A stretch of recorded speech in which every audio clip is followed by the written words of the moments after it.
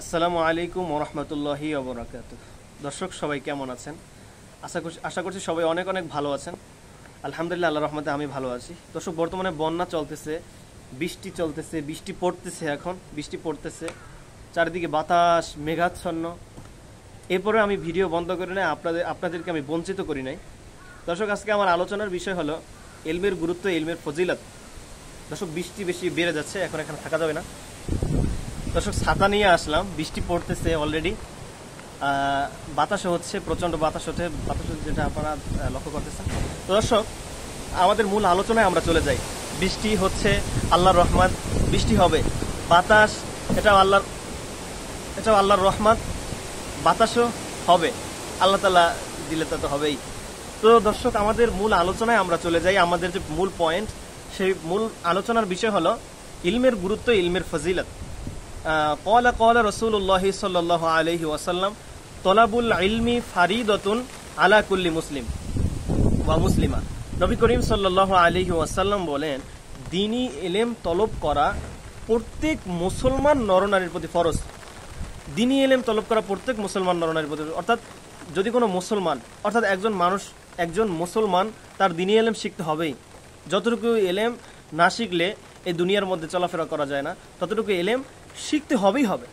যেমন ধরেন, আপনি নামাজ পড়বেন, আপনার নামাজের মধ্যে নামাজ ভাঙের কারণ হলো 19টি। এর মধ্যে 1 নম্বর কারণ হচ্ছে নামাজে অশুদ্ধ পড়া। এখন আপনি এই নামাজকে শুদ্ধ যদি না করেন, নামাজ যদি অশুদ্ধভাবে পড়েন, তাহলে আপনার নামাজ হবে না। তাহলে কি করতে হবে? প্রথমে পবিত্র কোরআন শুদ্ধ করতে হবে। শুদ্ধ করার জন্য কি করতে হবে? হাফেজদের কাছে যেতে হবে, আলেমদের কাছে যেতে হবে, অর্থাৎ যারা এই পবিত্র কোরআন সহিহ শুদ্ধভাবে তেলাওয়াত করতে পারে, তাদের কাছে যেতে হবে। এই যে আপনি তার কাছে গেলেন, এটাই হচ্ছে দ্বীনি ইলম। এই দ্বীনি ইলম আপনি শিক্ষা করলেন। এবং ধরেন, বিভিন্ন মাসলা মাসাইল শিক্ষা গ্রহণ করা, এই বিভিন্ন মাসলা মাসাইল শিক্ষা গ্রহণ করা, এই যে আপনি শিক্ষা গ্রহণ করলেন, এটাই তলবে ইলমের কাজ। অর্থাৎ ইলম তলব অর্থ তলব করা, আপনার চাওয়া, এরপরে সংগ্রহ করা, যেটাকে বলে তলব করা, সংগ্রহ করা। এরপর তলাবুল ইলমি মানে ইলম তলব করা, দ্বীনি ইলম তলব করা। দর্শক, নবী করিম সাল্লাল্লাহু আলাইহি ওয়াসাল্লাম আরো বলেন, যদি কোনো ব্যক্তি ইলম শেখার জন্য, যেই ব্যক্তি ইলম শেখার জন্য কোনো পথ দিয়ে চলাফেরা করে, কোনো পথ দিয়ে চলে, ওই পথে নবী করিম সাল্লাল্লাহু আলাইহি ওয়াসাল্লাম বলেন যে আল্লাহ পাক রব্বুল আলামিন তাকে জান্নাতের কোনো এক পথে চালিত করিলেন। সুবহানাল্লাহি ওয়া বিহামদিহি সুবহানাল্লাহিল আযীম। কত বড় মর্তবা! আপনি চিন্তা করে দেখছেন যে নবী করিম সাল্লাল্লাহু আলাইহি ওয়াসাল্লাম বলেন, যদি কোনো ব্যক্তি ইলম শেখার জন্য কোনো পথ দিয়ে চলাফেরা করে, আল্লাহ পাক রব্বুল আলামিন তাকে জান্নাতের কোনো এক পথে চালিত করেন। সুবহানাল্লাহি ওয়া বিহামদিহি সুবহানাল্লাহিল আযীম।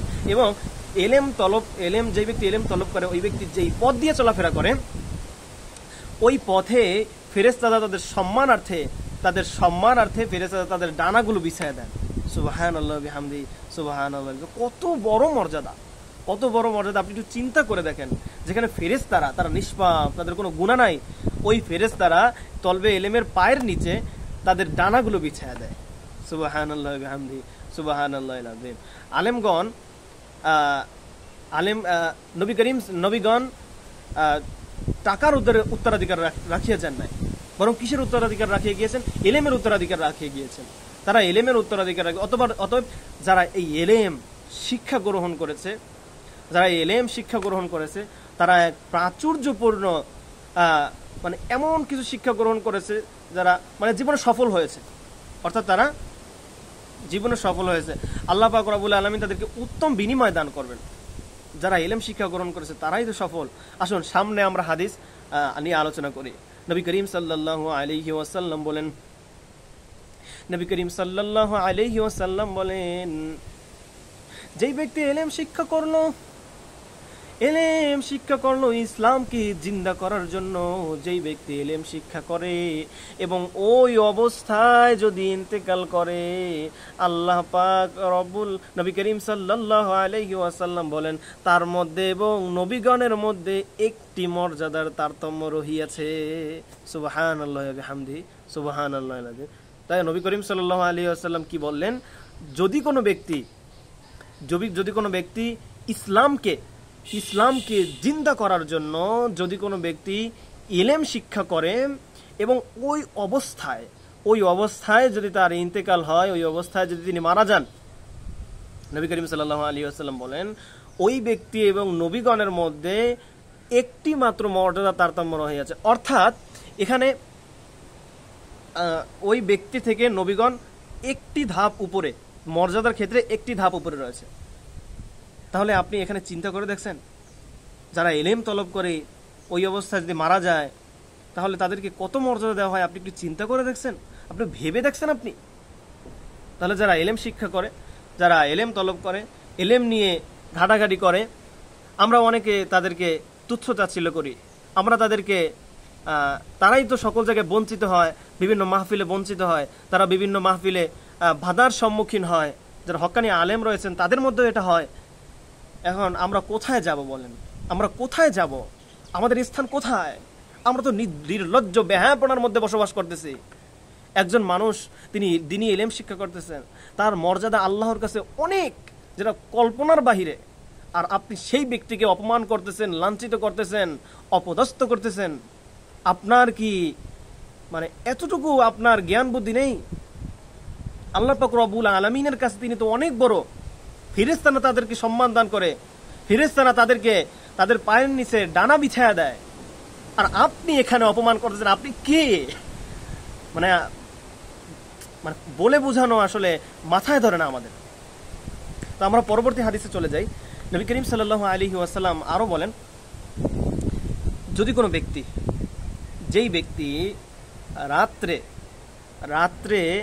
রাত্রিকালে এক ঘন্টা এলেম নিয়ে চর্চা করে, এলেম নিয়ে আলোচনা করে, এলেম চর্চা করে, রাসূল পাক সাল্লাল্লাহু আলাইহি ওয়াসাল্লাম বলেন ওই ব্যক্তি 1 ঘন্টা এলেম নিয়ে চর্চা করা, এলেম নিয়ে আলোচনা করা সারা রাত্র নফল ইবাদতের চাইতে উত্তম। তাহলে চিন্তা করেন, 1 ঘন্টা মাত্র। যেমন ধরেন আপনি গেলেন, একজন হুজুরের কাছে গেলেন, আপনার কোরআন তেলাওয়াত সহি শুদ্ধ না, আপনার সূরা ফাতিহা সহি শুদ্ধ না, কুল হুয়াল্লাহ সূরা, সূরা ইখলাস, এরপর আলাম তারা, তাব্বাত ইয়াদা, কুল ইয়া আইয়ুহাল কাফিরুন, এই সকল সূরা আপনার সহি শুদ্ধ না। অর্থাৎ নামাজের জন্য আপনার কিছু সূরা দরকার, এই সূরাগুলো আপনার সহি শুদ্ধ না। তো আপনি কি করলেন? একজন আলেমের কাছে গেলেন, যারা এগুলো পারে তাদের কাছে গেলেন, কারির কাছে গেলেন, হাফিজের কাছে গেলেন। যাওয়ার পরে আপনি যে 1 ঘন্টা আলোচনা করলেন, 1 ঘন্টা তার সাথে এরকম মুতাআলা করলেন, 1 ঘন্টা এই বিষয় নিয়ে চর্চা করলেন, আলোচনা করলেন। এছাড়া ধরেন বিভিন্ন মাসলা মাসাইল শেখার জন্য কোনো আলেমের কাছে গেলেন না, হুজুর আমি এই আমলটা জানি না, আমি এই মাসালাটা জানি না, আপনি আমাকে শিক্ষা দেন, এই মাসালাটা জানি না, এই বিষয়টা কি, এরকম করে যে কোনো বিষয়, দিনের ক্ষেত্রে যে কোনো বিষয় আপনি 1 ঘন্টা, রাত্রিকালে 1 ঘন্টা আপনি আলোচনা করলেন, চর্চা করলেন। নবী করিম সাল্লাল্লাহু আলাইহি ওয়াসাল্লাম বলেন যে এই 1 ঘন্টা আলোচনা করা সারা রাত্র যদি কেউ নফল ইবাদত করে, নফল নামাজ পড়ে অথবা নফল ইবাদত করে, এই সারা রাত্র নফল ইবাদতের চাইতেও উত্তম। সুবহানাল্লাহি ওয়া বিহামদিহি সুবহানাল্লাহিল আযীম। তাহলে আল্লাহ পাক রব্বুল আলামিন কত দয়াশীল, কত দয়াময়, এই ইলমকে কত গুরুত্ব দিয়েছেন আপনি চিন্তা করে দেখেন। নবী করিম সাল্লাল্লাহু আলাইহি ওয়াসাল্লাম বলেন যে মানুষ যখন মৃত্যুর মুখে পতিত হয়, মানুষ যখন ইন্তেকাল করে, মানুষ যখন মারা যায়, তখন তার আমলনামা বন্ধ হয়ে যায়, তখন তার নেক আমলের খাতা বন্ধ হয়ে যায়। কিন্তু তিনটা বিষয় বন্ধ হয় না, 3টি বিষয়ের দরজা বন্ধ হয় না। আমলনামার দরজা বন্ধ হয়ে যায়, কিন্তু 3টি বিষয়ের দরজা বন্ধ হয় না। 1 নাম্বার হলো সদকায়ে জারিয়া, 1 নাম্বার হলো সদকায়ে জারিয়া, 2য় নাম্বার হলো উপকারী আমল, 3য় নাম্বার হলো দোয়াকারী নেক সন্তান। তাহলে 1 নাম্বার আমরা জানলাম যে সদকায়ে জারিয়া মানে হলো, যেমন ধরেন আপনি একটা মসজিদ নির্মাণ করলেন, অথবা একটা মাদ্রাসা নির্মাণ করলেন, অথবা একটা গাছ রোপণ করলেন। এই মসজিদে যতদিন পর্যন্ত নামাজ হবে, যতদিন পর্যন্ত কোরআন তেলাওয়াত হবে, যতদিন পর্যন্ত জিকির আজকার হবে, যতদিন পর্যন্ত তাসবিহ তাহলিল হবে, যারা পাঠ করবে, যত শত শত মানুষ, যত সময়, অর্থাৎ মসজিদের মধ্যে যতদিন পাঠ করবে, ওই যে তাদের যে ন্যাক আমল হবে, ওই ন্যাক আমলের একটা পার্সেন্টেজ, একটা অংশ আপনার আমলনামায় জমা হবে। সুবহানাল্লাহ। ঠিক তদ্রূপ আপনি যদি মাদ্রাসা নির্মাণ করেন, এই মাদ্রাসার ক্ষেত্রে একই কথা। এই মাদ্রাসার মধ্যে যেই তলবে ইলম, যারা কোরআন তেলাওয়াত করবে, যারা হাদিস শিখবে এবং তারা অন্যদেরকে শিখাবে, এই যে তারা আপনার উসিলায় তারা একটা ঘরের মধ্যে, মাদ্রাসার মধ্যে আর তারা থাকতে পারলো, ওখানে থেকে তারা দ্বীনি ইলম শিক্ষা করলো। এই শিক্ষা করার কারণে তাদের যে ন্যাক আমল হবে, ওই ন্যাক আমলের একটা অংশ আপনার আমলনামায় আপনি যখন মৃত্যুবরণ করবেন, ওই মৃত্যুবরণ করেও আপনি ওটা ভোগ করতে পারবেন। তৃতীয় নাম্বার হলো দোয়াকারী নেক সন্তান। এখন আমাদের যাদের সন্তান রয়েছে, আমাদের সন্তানদেরকে আমরা সঠিকভাবে আমাদের সন্তানদেরকে আমরা চালাতে পারি।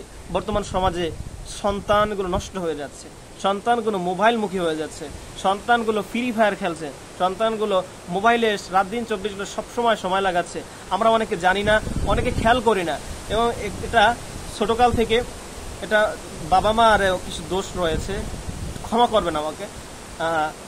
দোষ হলো তারা ছোটকাল থেকে এটা তারা মাথায় নেয় না। তারা বলতেছে হ্যাঁ চলো, সমস্যা কি, একসময় ঠিক হয়ে যাবে, একসময় ঠিক হয়ে যাবে। ওই যে একসময় ঠিক হয়ে যাবে, ঠিক হয়ে যাবে, ঠিক হয়ে যাবে, এই কথাটা তারা যখন বড় হয়ে যায় তখন আর এই কথাটা তাদের তারা এটা আর নিতে পারে না। একটা সময় কি হয়, ওই ছেলে সন্তানগুলো শেষ হয়ে যায়, ধ্বংস হয়ে যায়, মোবাইলমুখী হয়ে যায়। যেটা আপনারা বর্তমানে দেখতেছেন, যারা মোবাইল টেপেন তারাও জানেন, এবং যারা মুরব্বী রয়েছেন আপনারাও দেখতেছেন যে বর্তমান জেনারেশনের কি একটা অবস্থা।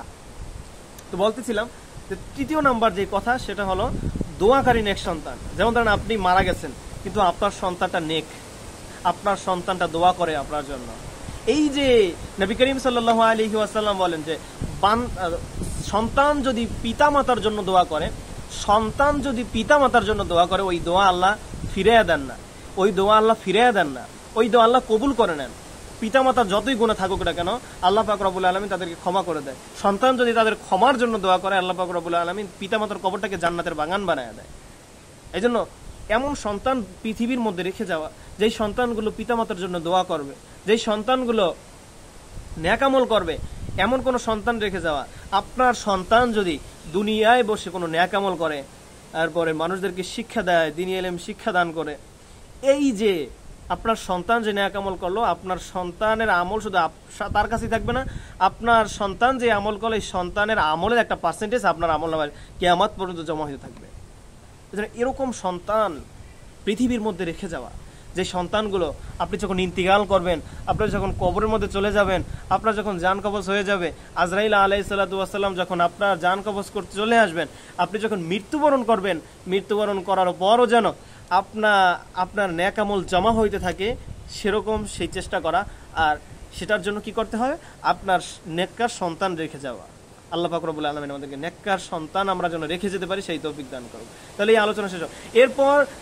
এরপরে যে হাদিস আমি বলবো, হাদিসটা খুবই গুরুত্বপূর্ণ। নবী করিম সাল্লাল্লাহু আলাইহি ওয়াসাল্লাম বলেন, যেই ব্যক্তি কোরআন শিখবে, তখন যে আমল করবে, অন্যকে শিখাবে, নবী করিম সাল্লাল্লাহু আলাইহি ওয়াসাল্লাম বলেন কিয়ামতের ময়দানে, কঠিন দিনে, সূর্য যখন মাথার উপরে ছেড়ে দেওয়া হবে, সূর্যের দূর পৃথিবী থেকে আসমান পর্যন্ত 9 কোটি 30 লক্ষ মাইল দূর। চিন্তা করে দেখছেন আপনি, 9 কোটি 30 লক্ষ মাইল দূরে হচ্ছে সূর্য।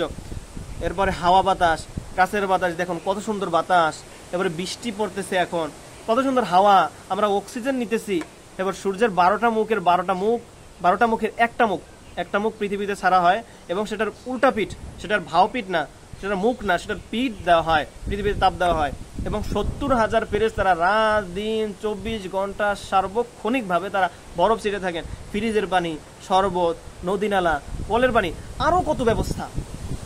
এরপর মানুষ 34 মাসে বেহুশ হয়ে যায়, গরমে টিকতে পারে না, সহ্য করতে পারে না, অস্থির হয়ে যায়, অসুস্থ হয়ে পড়ে, অনেকে এই গরমের কারণে মারা যায়। তো এত কষ্ট, এত কিছু হওয়ার পরে কিন্তু কিয়ামতের ময়দানে কি হবে, সূর্যটা মাথার উপরে ছেড়ে দেওয়া হবে, সূর্যের 12টা মুখে মানুষের মাথার উপরে ছেড়ে দেওয়া হবে। মানুষগুলো উলঙ্গ অবস্থা থাকবে, ডাবের পানি নাই, শরবত নাই, ঠান্ডা পানি নাই, ফ্রিজের পানি নাই, গাছপালা নাই, নদী নালা নাই, বাতাস নাই, বৃষ্টি নাই, 70,000 ফেরেশতারা বরফ ছিটাবেও না। তাহলে আপনি চিন্তা করে দেখছেন কত একটা কষ্টের মধ্যে থাকবে মানুষ। মানুষ ছুটাছুটি করতে থাকবে, কষ্টের মধ্যে থাকবে, অন্ধকার থাকবে, একটা আযাব থাকবে, অনেক অন্ধকার।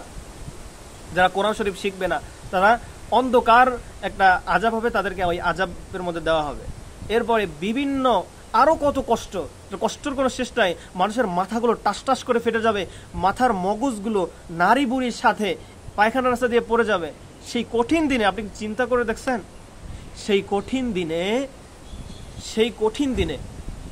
সেই কঠিন যে ময়দানে যারা কোরআন তেলাওয়াত শিখবে, যারা কোরআন তেলাওয়াত শিখাবে, যারা কোরআন নিয়ে গবেষণা করবে, কোরআন নিয়ে যাদের জীবনটা চলে যাবে, যারা তাদের জীবনটাকে কাটাবে এই কোরআন দিয়ে, যারা কোরআন অনুযায়ী আমল করবে, রাসূল বলেন তাদের না, তাদের মাথায় না, তাদের পিতামাতার মাথায় সূর্যের চাইতে উজ্জ্বল মুকুট পরা দেবেন।